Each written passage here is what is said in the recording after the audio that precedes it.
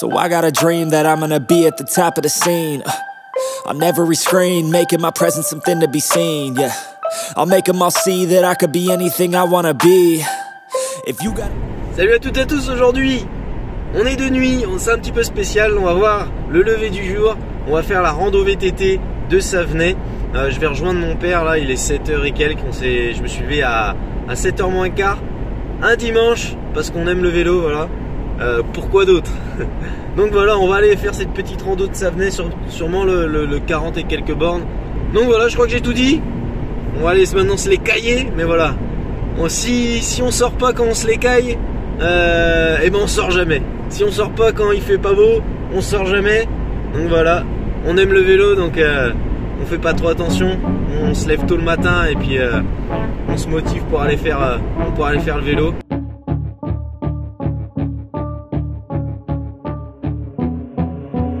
Wait, let me get my head straight. I need a drink of water. It's been days I've had a headache. Don't wanna wake up one day, feel like I regret things. I want my story just to have a happy ending. And I don't got a plan B, a plan A's all I need. Took the ships from the sea and burnt them all, no retreat. It's kill or get, eat, and get buried with the seeds. But that makes me feel free, hella focused on my dreams.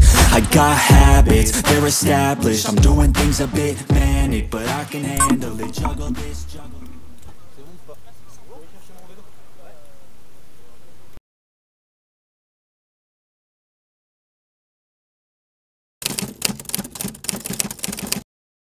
Bon, ça y est, la sortie est terminée. Je dois avoir un peu de boue sur la gueule. Je suis tombé plusieurs fois. C'était compliqué. Franchement, techniquement, je suis pas au point. Physiquement, ça allait. Mais c'est techniquement... on s'est planté un peu au début, mais toujours au début des randos, c'est un peu bizarre. Tu sais pas par où partir. Tu passes par des parkings, machin. Des fois, tu te dis, putain, elle est où? Tu vas à gauche alors qu'il fallait aller tout droit. Des fois, tu vas tout droit alors qu'il fallait tourner. Du coup c'est un peu désorientant, mais au final on s'est pas trop perdu. Il y en avait quelques-unes qu'on a loupées, mais franchement ça va. Au début je vous avoue que prendre du plaisir dans le froid qu'il faisait, ça commençait à faire mal. Il y avait des gens qui claquaient leurs mains comme ça pour se réchauffer les mains. Le début de cette rando, je vais pas vous mentir, mais c'était un peu catastrophique. Techniquement surtout, je savais pas où placer mes roues. La position sur le vélo était mauvaise. Le freinage, je savais pas comment freiner, à quelle force, quand. Voilà, c'était un petit peu compliqué de prendre la mesure de ce vélo. L'angle aussi dans les virages, comment prendre mes virages, quel angle mettre, jusqu'où je pouvais aller. Tout ça, c'était un peu compliqué à prendre la mesure du vélo. Et je vais pas vous mentir, j'ai beaucoup couru en ce début de rando. Alors, il faisait froid, donc ça permettait de se réchauffer, ça c'était bien, mais c'était pas le but de la rando que de la courir avec un vélo sur le dos. Alors j'ai beaucoup couru du coup, souvent dans les montées parce que voilà, j'ai été obligé de poser le pied par terre parce que j'avais pas l'adhérence sur le pneu arrière.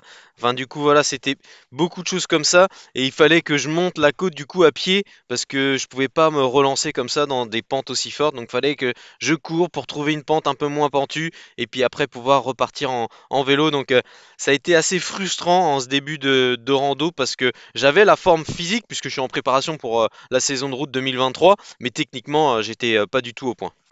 Alors, pour changer cette dynamique, j'ai fait deux modifications sur mon vélo puisque en fait j'ai compris que c'était un peu pour ça aussi que j'étais pas à l'aise, c'est que mon vélo n'était pas adapté au rando. D'habitude j'utilise beaucoup sur la route, donc j'ai une hauteur de selle qui est adaptée pour la route pour être le plus efficace possible sur la route et la pression des pneus aux alentours des 3-4 bars. Alors pour cette rando, j'avais pas 3-4 barres dans les pneus, j'avais que 2 barres, mais c'était encore trop. Donc j'ai baissé la pression sur le coup, donc c'était en dessous de 2 barres, je sais pas exactement. Et la selle, je l'ai baissée de sûrement 1 ou 2 cm, je savais pas non plus, je l'ai fait comme ça à l'arrache sur le vélo. Donc j'ai changé ça, et après ça, ça a tout changé pour moi. Une fois que c'était fait, après, je me suis habitué au vélo, à la position. Donc, dans les montées, j'étais bien positionné pour que l'adhérence du pneu arrière ait lieu. Parce qu'avant, il n'en avait pas du tout. Il y avait pas lieu d'avoir d'adhérence. Il n'arrêtait pas de patiner. Après, j'ai pris la mesure de ce vélo au niveau du freinage, la force de freinage, etc. Aussi le boîtier de pédalier qui est plus haut sur un VTT, alors que sur la route il est beaucoup plus bas. Et du coup, j'avais l'impression que j'allais taper partout avec mon vélo, alors que finalement le boîtier de pédalier est beaucoup plus haut et tu passes dans beaucoup plus d'endroits. C'est normal, c'est adapté pour les chemins, pour les trous, etc. Le poids du vélo aussi, c'était important de manier ce poids-là, qui est quand même sûrement 2 fois plus lourd que mon vélo de route. Et puis bah, l'adhérence au sol, de prendre la mesure de cette adhérence, c'était important. Et une fois que j'ai commencé à prendre un peu le vélo en main avec avec ces deux ajustements là, la position de la selle et la pression des pneus, j'ai pris confiance parce que aussi en VTT, je me suis rendu compte que plus tu as confiance, plus ça passe. Après, je pense qu'il faut pas aller au-delà de la limite, mais plus on prend confiance, moins on est crispé et donc plus on arrive à passer et à se faire plaisir dans les virages, dans les descentes, dans les montées. Et c'est beaucoup moins frustrant de se dire je suis vraiment limité par ma technique et je peux pas donner maximum de mon physique. Petit point apprentissage par la manière dure, c'est-à-dire en chutant. Donc là, j'arrive sur une partie qui est quand même vaseuse, boueuse, et vous allez voir, je vais tomber comme une merde. Il n'y a pas d'autre mot, je sais pas comment le dire autrement.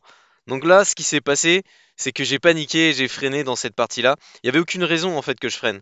Euh, et j'ai paniqué, j'ai freiné, ma roue avant s'est bloquée. Et une fois qu'en fait tu freines, ta roue avant est bloquée, elle va tout droit, elle tourne plus.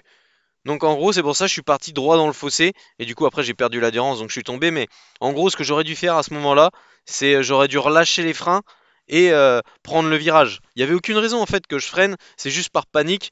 Voilà, il n'y avait pas d'obstacle, il n'y avait rien qui justifiait de freiner. Donc j'aurais dû juste relâcher les freins pour que la roue tourne et reprenne de l'adhérence. Et voilà. Donc j'ai appris ça en chutant. Voilà, heureusement, je suis pu repartir sain et sauf et continuer la rando. Donc voilà. Mais je le garde dans un coin de ma tête pour éviter de rechuter et peut-être me faire mal, beaucoup plus mal plus tard. On s'attendait avec mon père, on faisait les parties techniques et puis après on retournait sur des chemins super plats, super larges et tout. Donc là je l'attendais et puis voilà, comme ça permet d'aller chacun à son rythme. Vous l'aurez compris, physiquement, ce début de rando aura été plutôt tranquille, limité par la technique. Et ça tombe bien puisque la veille, j'avais fait 93 km sur la route, donc j'avais fait un petit peu de kilomètres, on va dire, et j'avais les jambes un peu lourdes en ce début de rando, donc ça permettait de relancer la machine, éliminer les déchets de la veille. Il y avait pas mal de transitions du coup entre les parties techniques et c'était bien pour justement repartir en zone fondamentale, d'endurance fondamentale. Donc ce que j'ai fait la majorité de cette rando, c'était aller full gaz dans les parties techniques, aller mettre de l'intensité, mettre des allures courses dans les parties techniques. Et une fois qu'on retrouvait des grands chemins, des routes, des zones de transition, eh ben, on se retrouvait avec mon père et du coup après on roulait chill, tranquille, histoire de partager bah, cette rando ensemble.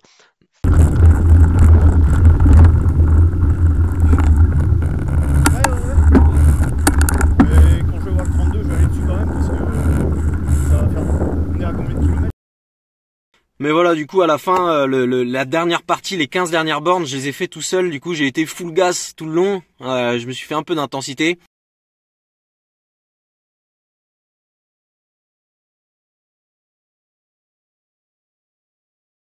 On est parti pour la dernière partie de cette rando et je peux vous dire que là j'ai mis plein gaz. Je pense que j'ai encore augmenté dans l'intensité des efforts que je faisais sur les parties techniques. Et là, comme mon père lui avait coupé, moi je suis parti mais vraiment plein gaz. Donc on avait 25 km et 2 heures de vélo. Donc il me restait plus que 15 bornes à faire. Et là je me suis dit, ces 15 bornes là je vais les faire à une très grosse allure.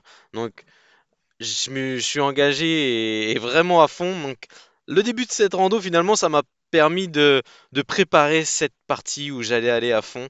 Et ça m'a permis de me mettre à l'aise techniquement et de commencer à faire quelques petits efforts. Et c'était finalement un échauffement pour cette dernière partie de la rando où là, j'ai mis plein gaz. Je me suis mis presque dans le rouge, faut pas se mentir. Je me suis mis très haut dans l'intensité Et c'est ce que je voulais pour, voilà, pour les courses, être prêt pour les fins de course, faire des efforts sous fatigue. Donc voilà, la veille j'avais fait des kilomètres déjà. Là j'avais déjà quelques heures de vélo dans les jambes, même si c'était à un rythme qui me convenait, qui était dans ma zone de confort. Là j'ai vraiment voulu en sortir et vraiment tout donner. Et techniquement ça allait beaucoup mieux en plus. J'ai vraiment pris du plaisir sur cette dernière partie et finalement avec la vitesse et la confiance, on passe bien mieux les parties. On freine beaucoup moins, on met beaucoup moins le pied par terre et ça va tout de suite beaucoup mieux. Et puis je vais pas te mentir, j'avais plus trop de choix que de mettre plein gaz parce que on était dimanche, il était presque midi, donc je vais pas te faire un dessin. Je pense que t'as déjà vécu ça. T'as pas intérêt d'être en retard au repas du midi.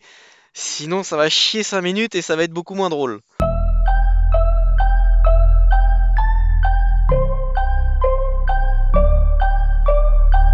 So I got a dream that I'm gonna be at the top of the scene.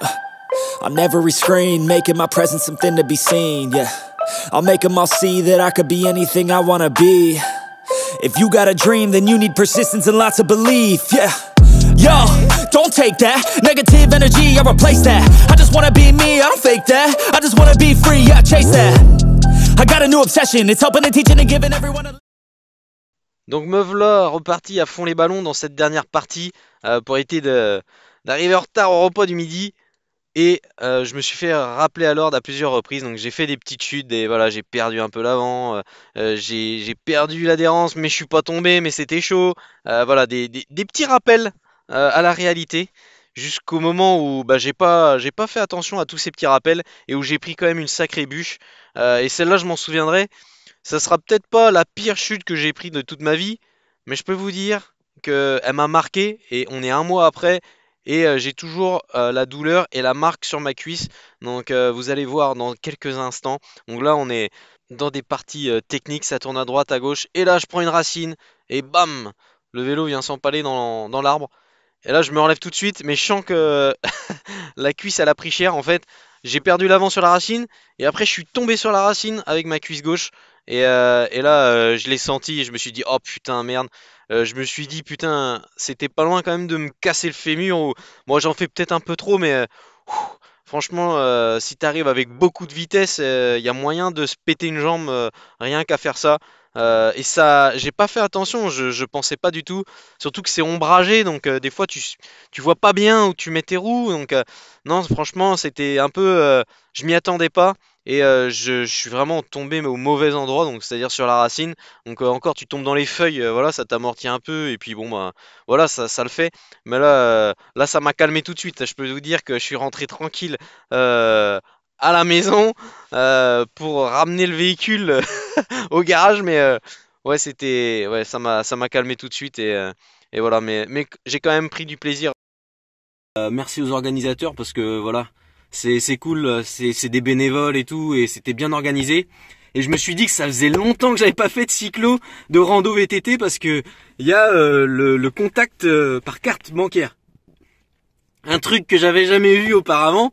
Ou alors c'est vraiment cette rando qui est bien organisée, donc mais en tout cas ouais, c'était bien organisé. On a mangé un petit sandwich à la fin. Et puis voilà pour le réconfort. Nettoyer le vélo aussi, ça c'est cool d'avoir encore des tuyaux d'arrosage. Je savais pas s'il y allait avoir et tout depuis le temps que j'en avais fait. C'était peut-être il y a 5-6 ans maintenant. Il y a toujours des tuyaux d'arrosage, donc ça c'est cool. Donc voilà, c'était une bonne journée de vélo. J'espère que vous aurez kiffé la vidéo. En tout cas moi j'ai kiffé faire du VTT un petit peu. Ça change, ça permet aussi de se préparer pour le début de saison. Et puis voilà, à la prochaine. Hands wrapped, knuckles taped black. Pick my gloves up off the mat. Fighting's all I ever had. Was